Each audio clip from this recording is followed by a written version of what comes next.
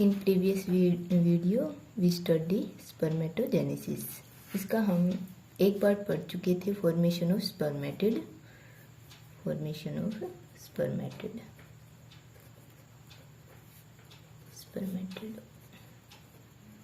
और आज हम पढ़ेंगे formation of spermatozoa from spermatid.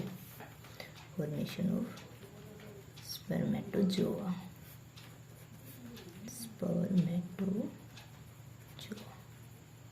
देखो, हमने स्पर्मेटिड की फॉर्मेशन पढ़ा था। उसमें क्या पढ़ा था कि जो हमारी स्पर्मेटोगोनियम सेल होती हैं, जो 2n number of chromosome contain करती हैं, ये सबसे पहले क्या करती है, मल्टीप्लाई और डिवाइड होती हैं। यहाँ पर कौन सा डिवीजन होता है, मिटोटिक डिवीजन। और क्या नंबर ऑफ सेल इंक्रीज करते हैं। ये कंटिन्यूअस चलता रहता है। फिर इनमें से एक सेल मीन्स कुछ सेल स्पेशलाइज होती हैं और ग्रोथ फेज में एंटर करती हैं, मिटोटिक डिवीजन।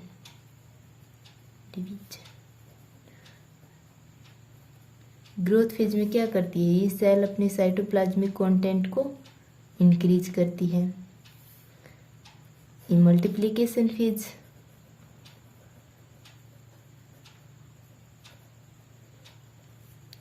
और सेकंड है ग्रोथ फेज।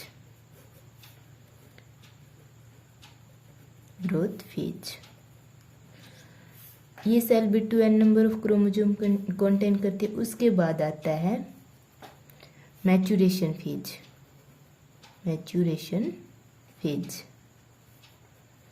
इसमें क्या होता है कि जो सेल ग्रोथ सेल में ग्रो हुई थी, वो सेल सेकंड डिवीजन में एंटर कर जाती है। और उसमें क्या होता है, 2 टाइम मियोसिस होता है। एक सेल 2 में डिवाइड होगी और यहाँ पर क्या होगा, मियोसिस फर्स्ट। और ये कैसा होता है, reductional division. 2n number of chromosome से जो सेल डिवाइड होगी, 2 सेल बनेंगी और n number of chromosome contain करेगी। उसके बाद ये सेल मियोसिस सेकंड से डिवीजन करेंगी और ये कैसा होता है, इक्वेशनल डिवीजन। और इसमें हर सेल, एक सेल 2 में डिवाइड होगी और हर सेल क्या करेगी, n number of chromosome contain करेगी। और इनको हम बोलते हैं स्पर्मेटिड। अब स्पर्मेटिड से स्पर्मेटोजोआ की फॉर्मेशन होगी। ये मियोसिस सेकंड होगा। यहाँ पर स्पर्मेटोजोआ की फॉर्मेशन होगी, मीन्स स्पेशलाइज सेल की फॉर्मेशन होगी। 4 स्पर्मेटिड से 4 स्पर्मेटोजोआ की फॉर्मेशन होगी। और जो इस स्पर्मेटोजोआ फॉर्म होंगे, इनके अलग अलग पार्ट डिफाइन होंगे और इनको हम बोलेंगे स्पर्मेटोजोआ या स्पर्म या मेल गैमेट। स्पर्मेटोजोआ या स्पर्म या मेल गैमेट। डिफरेंस क्या होता है स्पर्मेटिड और स्पर्मेटोजोआ में, ये नॉन मोटाइल सेल होती हैं, स्पेरिकल इन शेप होती हैं। ये स्पेशलाइज सेल होती है, मोटाइल होती हैं और फंक्शनल सेल होती हैं। स्पर्मेटिड से स्पर्मेटोजोआ में फॉर्मेशन में मैनी प्रोसेस इन्वॉल्व होती हैं।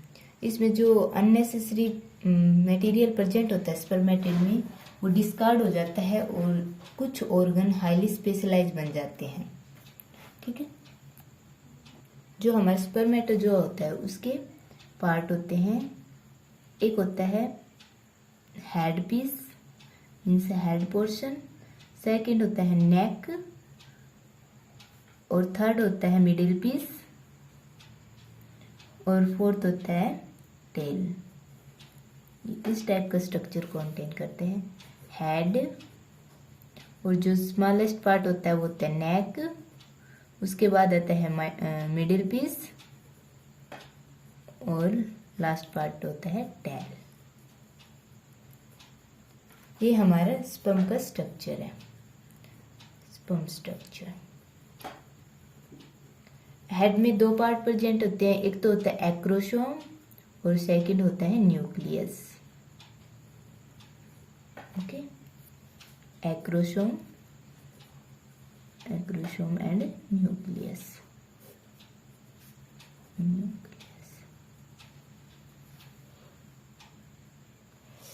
स्पर्मेटिड से स्पर्मेटोजोआ में कन्वर्ट होने के लिए जिस प्रोसेस का यूज होता है, मीन्स इस प्रोसेस को हम बोलते हैं स्पर्मियोजेनेसिस।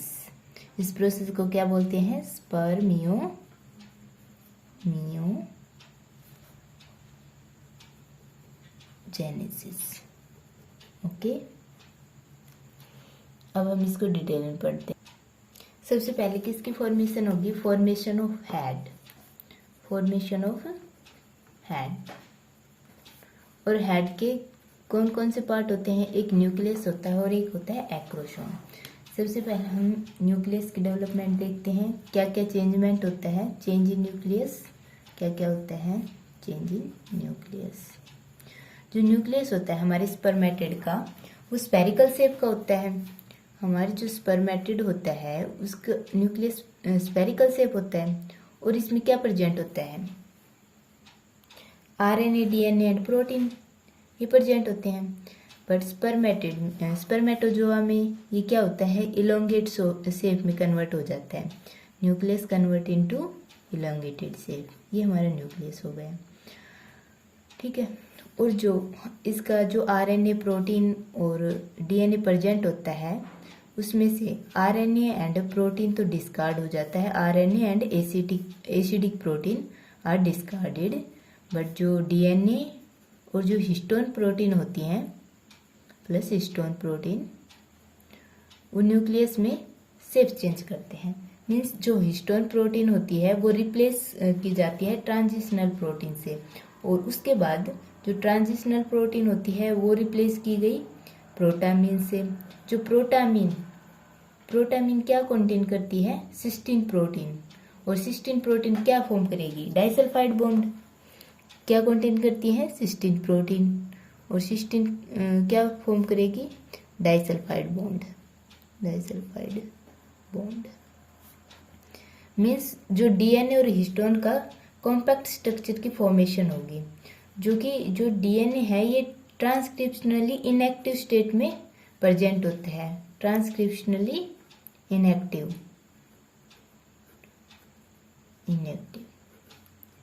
मीन्स यहाँ पर इसका ट्रांसक्रिप्शन रुक जाएगा। और जो हमारे न्यूक्लियस में जो पोर कॉम्प्लेक्स थे वो क्लोज हो जाएंगे, और न्यूक्लियस की shape spherical to elongated and narrow shape में कन्वर्ट हो जाएगी। दूसरा चेंजमेंट कहाँ आएगा? एक्रोसोम में। Formation of acrosome.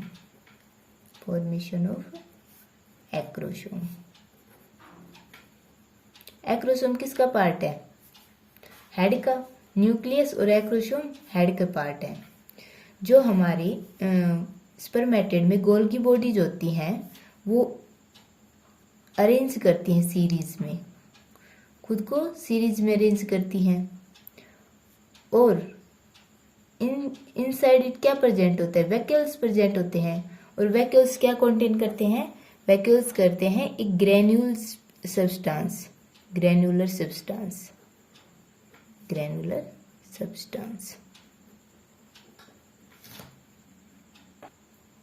ये वैक्यूल्स हैं, ये फ्यूज करेंगे और अपने साइज को लार्ज करेंगे। जैसे जैसे वैक्यूल्स फ्यूज होंगे इनका साइज इंक्रीज होता रहेगा, और जो ग्रेनुलर सब्सटेंस जो प्रेजेंट है वैक्यूल्स में उसका साइज भी क्या होगा? इंक्रीज होगा। अब जो ये लार्ज वैक्यूल्स की फॉर्मेशन हुई और इसमें एक ग्रेनुलर सब्सटेंस है, ये इलोंगेटिंग न्यूक्लियस की टिप पर खुद को क्या करेगा? लोकेट करेगा। और क्या होगा? ये इसमें ग्रेनुलर सब्सटेंस है, यहाँ पर जो गोल्गी बॉडीज का रिमेनिंग पोर्शन है वो डिस्कार्ड हो जाएगा, और जो ये वैक्यूल्स है ये न्यूक्लियस की टिप पर लोकेट हो जाएगा, और ये स्पर्मेटोजोआ की क्या बनाएगा? कैप की फॉर्मेशन करेगा, कैप फॉर्मेशन।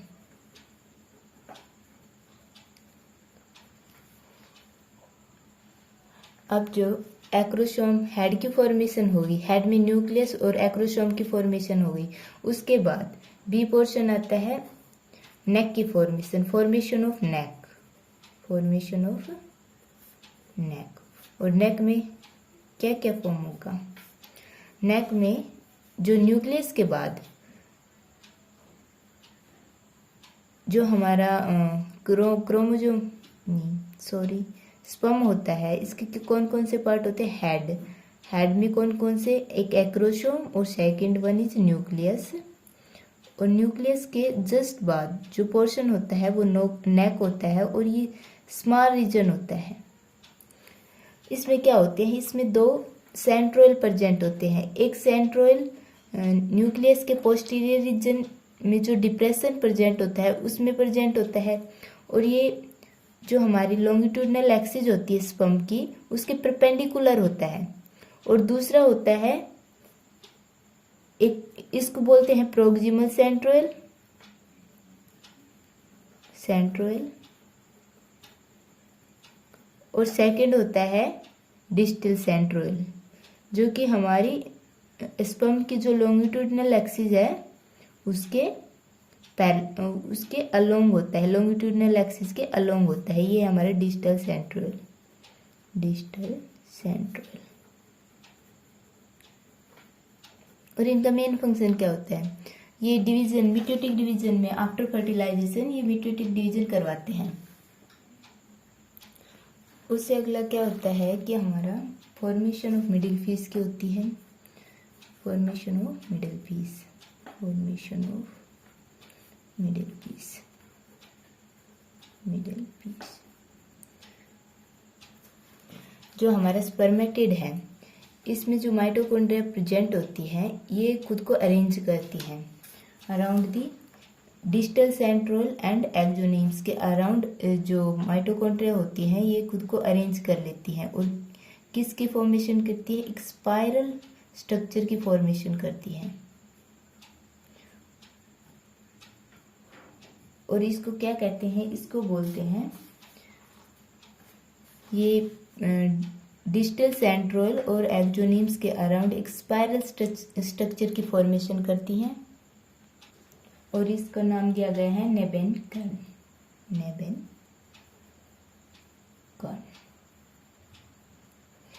उसके बाद क्या होता है? Formation of manchette, formation of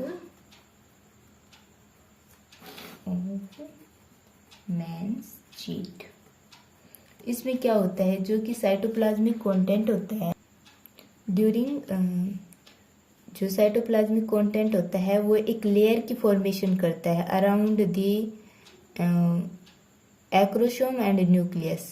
और एक एक्सट्रीमली थिन लेयर और प्रेजेंट होती है जो होल न्यूक्लियस को कवर करती है, इसको हम मेंस शीट बोलते हैं। और उसके बाद आता है formation of tail, formation of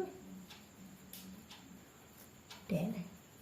तो टैल की फॉर्मेशन होती है जो स्पर्म का जो डिस्टल सेंट्रोल होता है ये क्या स्ट्रक्चर देता है? एक कॉन्ट्रैक्टाइल एंड माइक्रोट्यूबुलर स्ट्रक्चर। और इस कॉन्ट्रैक्टाइल और माइक्रोट्यूबुलर स्ट्रक्चर को हम क्या बोलेंगे? एक्सोनीम, जो कि एक साइटोप्लाज्मिक शीट से कवर होता है। और इस स्ट्रक्चर को हम क्या बोलते हैं? टैल। स्पर्म सर्टोलाइज एम्ब्रियो में इम्बेडेड होता है जहाँ से क्या नरिशमेंट ऑब्टेन करता है। अब जो फैक्टर अफेक्ट करते हैं स्पर्मेटोजेनेसिस के वो कौन कौन से होते हैं? दो फैक्टर अफेक्ट करते हैं, एक तो इन्वायरमेंटल फैक्टर और दूसरा होता है hormone physiological factor. Environmental factor में मेनली इन्वॉल्व होते हैं टेम्परेचर और लाइट, इन्वायरमेंटल।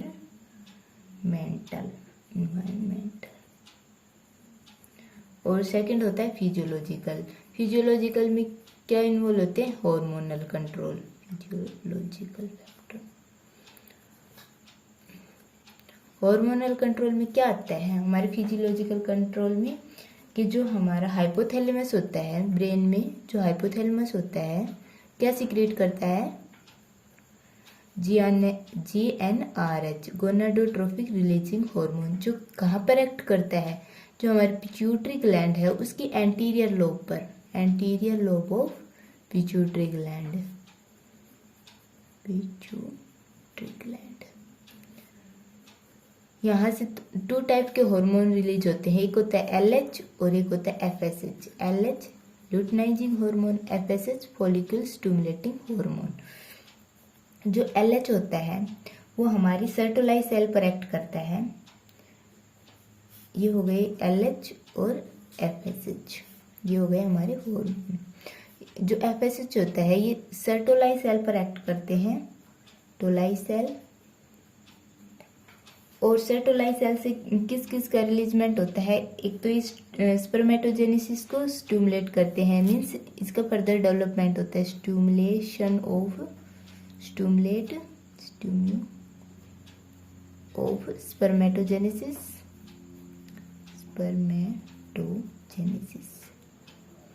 और सेकंड होता है कि जो हार्मोन इनहिबिन का भी रिलीजमेंट होता है, हार्मोन इनहिबिन।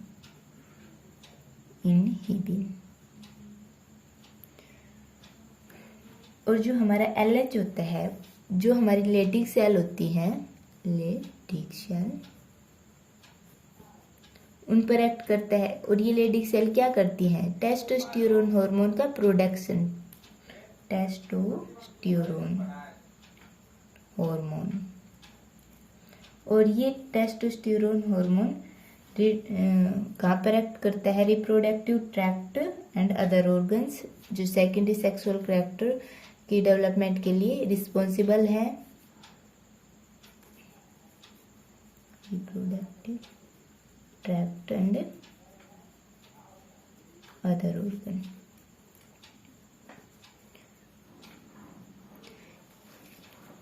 ये प्रोसेस हमारी कहाँ होती है, ये प्रोसेस हमारी टेस्टिस में होती है। ये सर्टोलाई सेल और लेडिक सेल टेस्टिस में प्रेजेंट होती है, ये प्रोसेस टेस्टिस में होती है।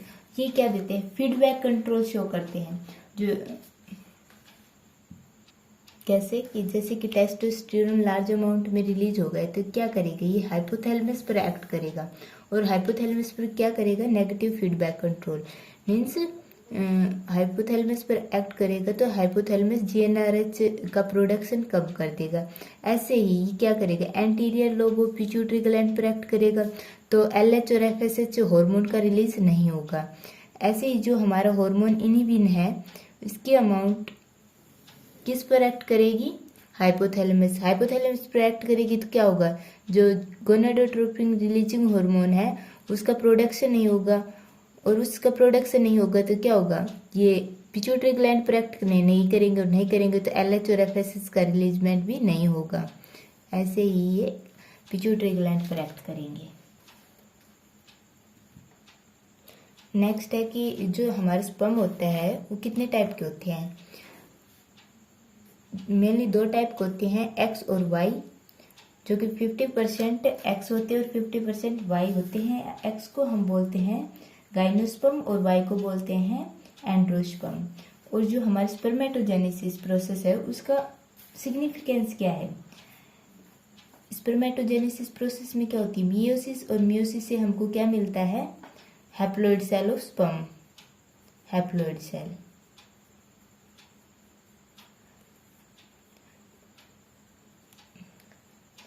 मियोसिस प्रोसेस के दौरान क्रॉसिंग ओवर होती है और क्रॉसिंग ओवर से क्या ऑब्टेन होती है, वेरिएशंस। ये हमारी स्पर्मेटोजेनेसिस की सिग्निफिकेंस है।